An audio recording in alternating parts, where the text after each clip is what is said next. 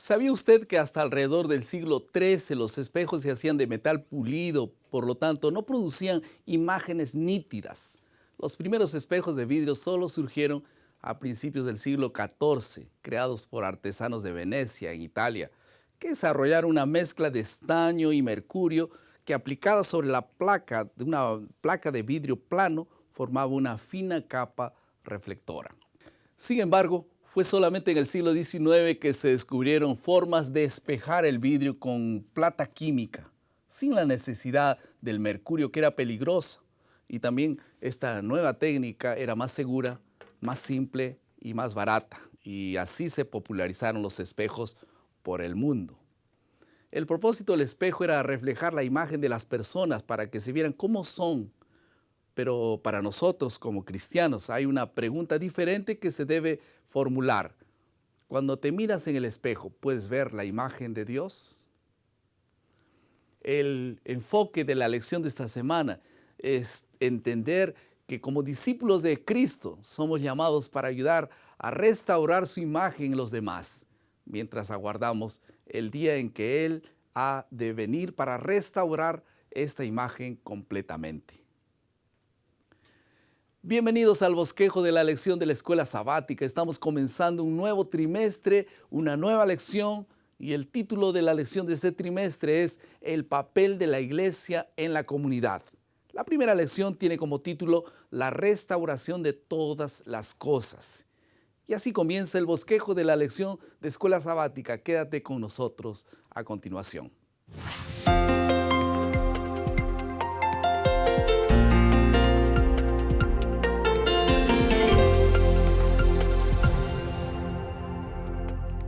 Seguramente te sorprendió un poco el que hayamos cambiado el orden habitual de nuestro bosquejo.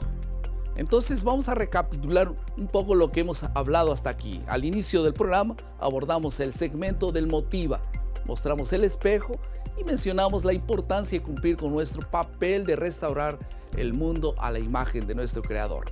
A seguir hablaremos de dos asuntos en esta primera lección del trimestre: la imagen de Dios y la caída y la restauración. Dos cosas: la imagen de Dios y la caída y la restauración. Dos asuntos. Vamos al primer asunto, la imagen de Dios. Génesis capítulo 1, versículo 26 afirma que el ser humano fue hecho a la imagen y semejanza de Dios. Yo estoy feliz de que esto fue así. Imagen significa mismo padrón, mismo modelo. Semejanza es similitud. La palabra imagen viene del hebreo zelén, que puede sugerir el aspecto físico. Y la palabra semejanza proviene del hebreo demut, que puede sugerir el aspecto interior. En medio de todas las otras criaturas formadas, solamente Adán y Eva fueron creados a imagen de Dios. Cuando Adán salió de las manos del Creador, llevaba en su naturaleza la semejanza de su Hacedor. El ser humano o el hombre es semejante a Dios en el carácter y en la apariencia externa también, dentro de los límites humanos, lógicamente. La imagen de Dios es vista en el dominio original sobre la tierra, en el aspecto de la unidad familiar, en el amor, en la perfección, en el equilibrio del ser humano en sus diferentes aspectos. Semejanza en por lo menos 6 aspectos que quiero repasar con ustedes. En primer lugar, semejanza en el aspecto físico. No presentaban ningún defecto físico y desconocían lo que era la baja autoestima. En segundo lugar, semejanza en el aspecto moral. Responsabilidad moral, responsabilidad por las acciones que se hacían, que se tenían.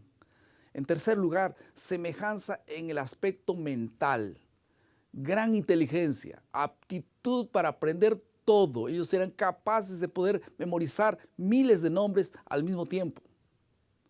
En cuarto lugar, semejanza en el aspecto emocional. Emociones y sentimientos altamente complejos y saludables. En quinto lugar, semejanza en el aspecto social. Preparación para relacionarse el uno con el otro, con Dios y con la naturaleza. En sexto lugar, semejanza en el aspecto espiritual, el deseo natural de amar, adorar y alabar a Dios. Vamos al segundo asunto, la caída y la restauración.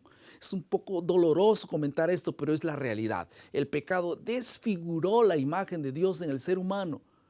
Comenzó a sentir culpa, vergüenza y miedo de Dios, lo que lo llevó a huir del Señor, a negar la culpa y transferirla al otro. Podemos ver tres grandes resultados del pecado. En primer lugar, estamos alienados de nuestro verdadero yo. Somos tremendamente perjudicados por nuestras dudas y conflictos constantes. El pecado hace que nos desconozcamos a nosotros mismos. Cargamos una culpa que en algunas circunstancias destruye nuestro sueño, nuestra paz. Y como dice Pablo, estamos en un yugo de esclavitud. Y como dice Pedro también, somos esclavos de corrupción. En segundo lugar, estamos alejados unos de los otros. El pecado hace que querramos procurar beneficios para nosotros mismos y crecer a costas de los demás. Somos desconfiados, envidiosos y muchas veces astutos, insensibles y crueles. Como dice Jeremías, somos extremadamente perversos. Las relaciones humanas establecidas originalmente por Dios están bajo constante sospecha. En tercer lugar, estamos alejados del mundo creado. Dios nos encargó el mundo y el dominio de él, pero en vez de administrar la creación, nosotros la explotamos, estamos devastando los recursos del mundo y estamos consumiéndolos para nuestros fines egoístas. Estamos destruyendo la tierra con nuestra ganancia. En resumen, estamos totalmente perdidos y somos incapaces de ayudarnos a nosotros mismos porque vivimos en un estado de alejamiento. Hola pastor, ¿qué tal? ¿Quiere decir que el pecado nos volvió enemigos de Dios? Sí, Diego, el pecado nos volvió enemigos de Dios. La Biblia dice que cualquiera pues que quiera ser amigo del mundo se constituye enemigo de Dios y el pecado nos tornó enemigos de Dios. Ahora vamos a hablar sobre la restauración para retornar a la amistad con Dios. La Biblia usa la palabra expiación, redención. Y para ello es necesario que haya primeramente enemistad contra el pecado. No puede haber rescate de algo de lo cual somos amigos. Pero desde el principio Dios estableció enemistad entre quien generó el pecado y su pueblo, su iglesia y sus hijos también. Ahora, vamos a profundizar el tema de la expiación como el gran remedio para el pecado. La palabra expiación viene de una palabra hebrea que significa cubrir, reconciliar, pacificar.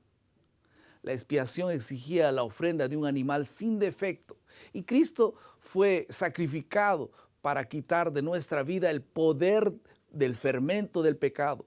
Para recibir el perdón es necesario confesar los pecados, reconocerlos y arrepentirnos para entonces Dios pueda limpiarnos de toda maldad. Pastor Edison, ¿cómo sucede esta reconciliación? Lucas en el capítulo 9, el versículo 23 dice que si alguno quiere venir en pos de mí o quiere ser amigo de Dios, entonces niéguese a sí mismo, tome su cruz cada día y sígame. La restauración espiritual sucede cuando Cristo es formado en nuestro corazón. Para eso es necesario que haya reconocimiento del pecado, renuncia del egoísmo, del orgullo y del pecado y aceptación plena de Dios como nuestro Señor. Vamos a algunas aplicaciones para cada uno de nosotros. En primer lugar, el asunto del cuerpo. Debiéramos cuidar el cuerpo porque es templo del Espíritu Santo. En segundo lugar, debíamos dedicar más tiempo a la meditación, reflexión y observación. Allí nosotros estamos fortaleciendo la parte física, la parte espiritual y también la formación del carácter. Sobre todo, comprender que los pensamientos se transforman en acciones, las acciones se transforman en hábitos, los hábitos se transforman en carácter y el carácter luego determinará lógicamente nuestro destino eterno. Piensa en eso. No fuimos creados para vivir un tiempo, sino la eternidad. Hay una frase que queremos acentuar en nuestra caminata cristiana. La palabra es primero Dios. Esta debe ser la primera acción práctica para la restauración de la imagen de Dios en nuestra vida. Encontrarnos con Él en la primera hora de cada día. Y esto a través de la Biblia y la lección de escuela sabática también. En segundo lugar, debemos seguir el ejemplo de Jesús al tratar con todo respeto a las personas, atendiendo las necesidades de ellas y también trabajar para restaurar en ellas la imagen de Dios. Dos grandes decisiones al final de esta primera lección: leer la Biblia y la lección todos los días y trabajar para restaurar la imagen de Dios en aquellas personas que nos rodean. ¿Qué te parece? Dios te bendiga en esta decisión. Hemos llegado al final de nuestro bosquejo. Espero que haya sido de gran ayuda para poder estudiar cada vez más y más la palabra de Dios. Y nosotros tenemos nuestro lema: maná, cada día, cada uno, cada mañana, ese alimento para la vida. Que Dios te bendiga.